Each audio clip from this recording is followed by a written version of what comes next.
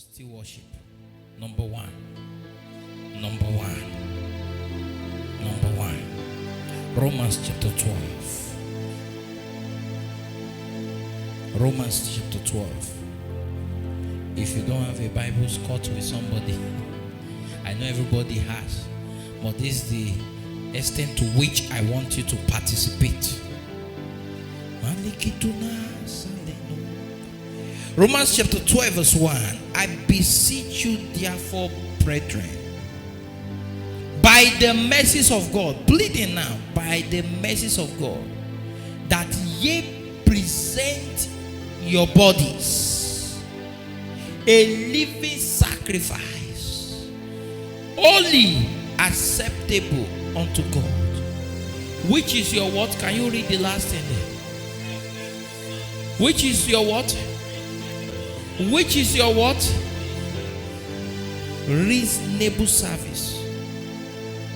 So the first and the only reasonable service is the participation of your body.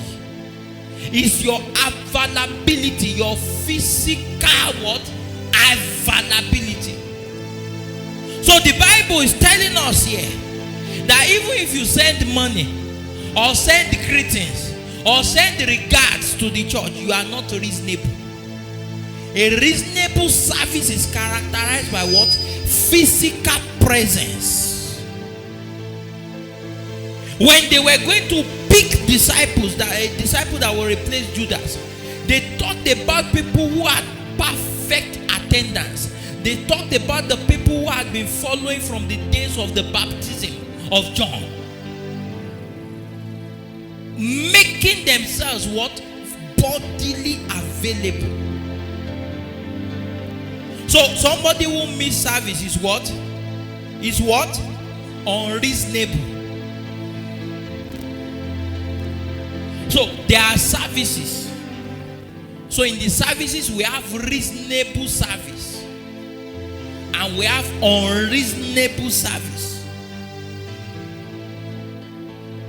So when reasonable service was mentioned, talked about body presentation. Present yourself. Make yourself available. So he said, present what? Your body. A living sacrifice. That is, you are not useful when you are dead. That as long as you are alive, make yourself a living. You are alive, but you are being what? Sacrificed for this purpose.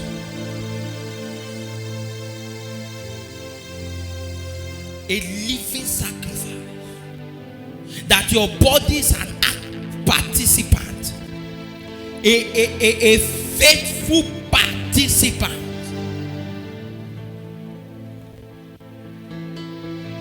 Is somebody following me?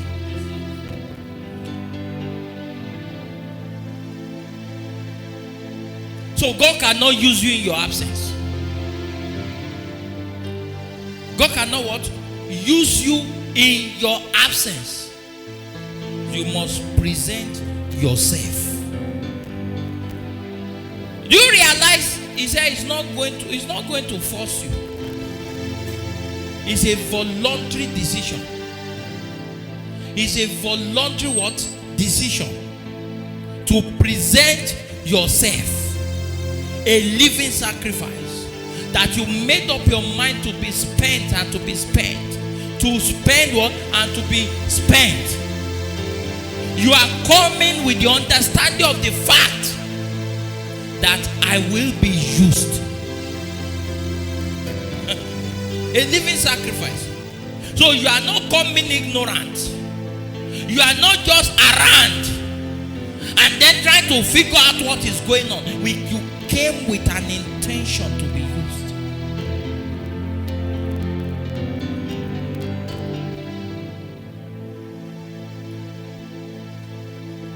You came with an intention to be used.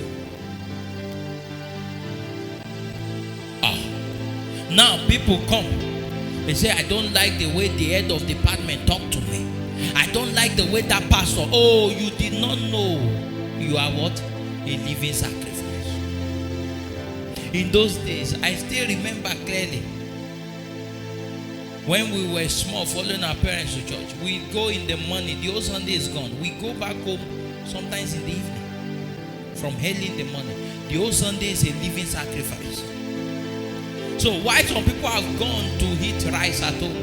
Because their parents were not living sacrifice. We that our parents are living sacrifice, we are still in church, waiting around, meetings upon meetings. After they are done, they are going to check on members, the ones who came, who had problems, the ones who did not come. They are going around, and by the time we are done, the day is gone. Why? Because what? They had what? Living sacrifice. Existing what? Sacrifice.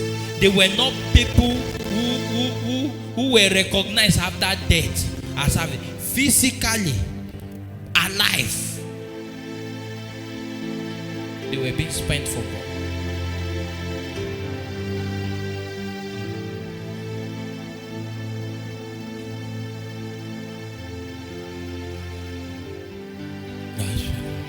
Living sacrifice. I waste my life again and again on you, on you. There is profit in being wasted, Lord, on you.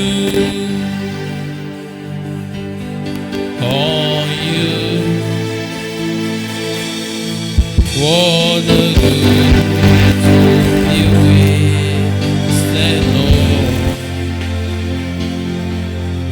on you, on you. What a good way to be wasted, Lord, on you.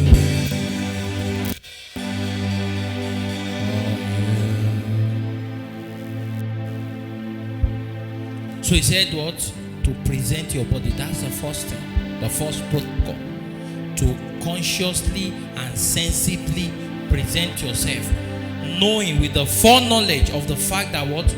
You are what? A living sacrifice.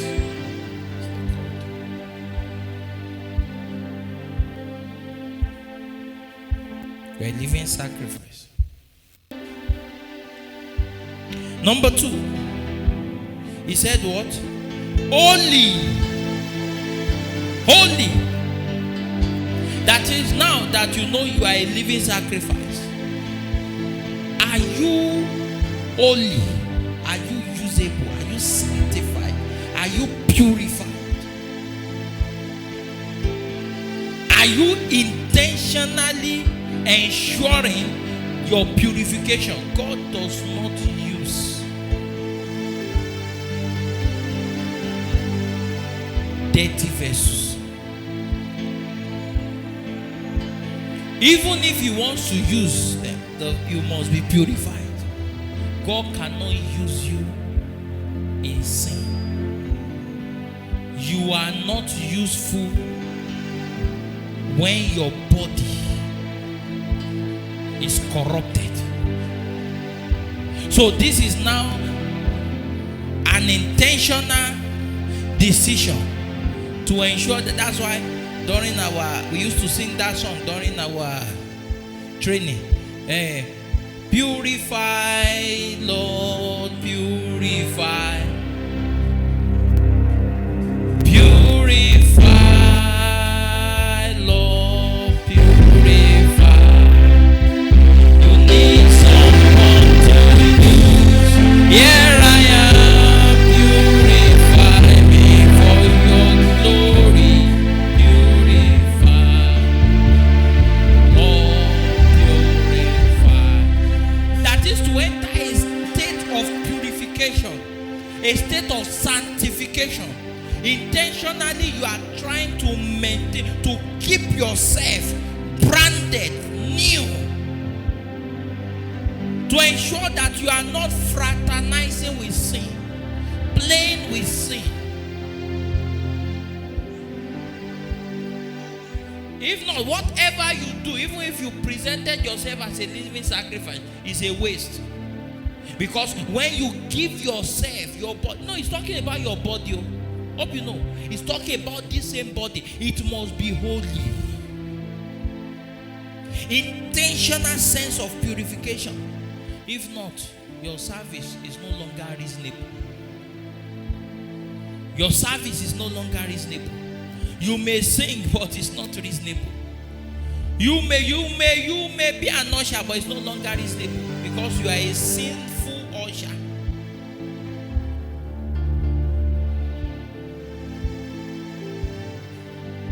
So you must holiness. So when you hear some funny doctrines, once you are saved, you are forever saved, and those are people who are not reasonable. Can you continue in sin? Let me ask you biblically. And grace, say God forbid. Paul, the teacher of grace, said what? God forbid. That even if man refused to forbid it, God forbid. So whatever you are doing, no matter how intensive it is, if you take away that template of holiness from your life, you are not reasonable. Your service is no longer what? Reasonable.